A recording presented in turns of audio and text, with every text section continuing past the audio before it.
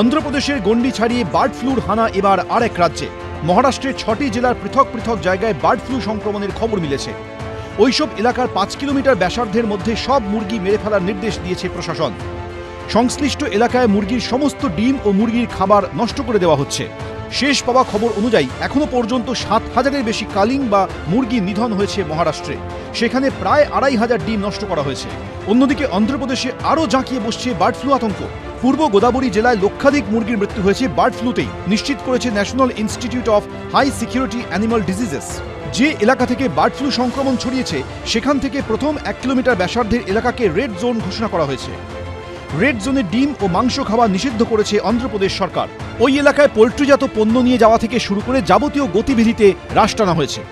সেই সঙ্গে জোর কদমে চলছে মুরগি নিধন। মেরে ফেলা মুরগি মাটিতে পুঁতে ফেলা হচ্ছে। পরিযায়ী পাখিদের থেকেই রাজ্যে বার্ড ফ্লু সংক্রমণ ছড়িয়েছে বলে অনুমান অন্ধ্রপ্রদেশ সরকারের। সংক্রমণের উৎসস্থল থেকে প্রথম 1 কিলোমিটারের পরবর্তী 10 কিলোমিটার ব্যাসার্ধের এলাকায় নজরদারি বাড়ানো হয়েছে।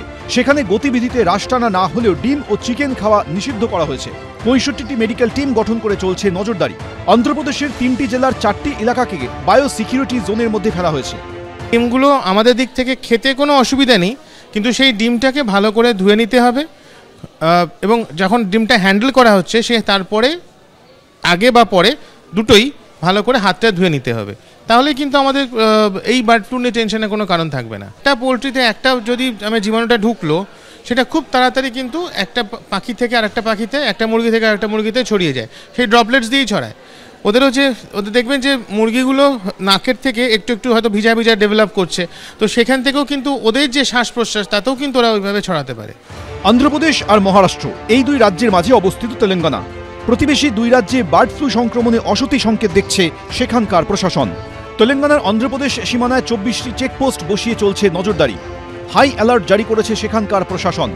অন্ধ্রপ্রদেশ থেকে চিকেন আর ডিম নিয়ে আসা যাবতীয় ট্রাক আটকে দেওয়া হচ্ছে তেলেঙ্গানার সীমানায়। সন্দীপ সরকার, এবিপি আনন্দ, কলকাতা।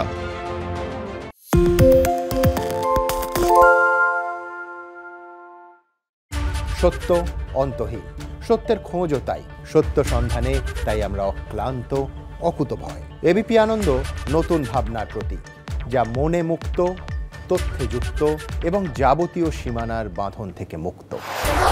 সীমা না শব্দটির মধ্যে লুকিয়ে আছে মানা শব্দটি, যেন চোখ রাঙানি এক অদৃশ্য বেড়াজাল, যা আটকে রাখে আমাদের এক ছোট্ট গণ্ডির মধ্যে। একমাত্র সঠিক খবরই গড়ে তুলবে এক মুক্ত সমাজ।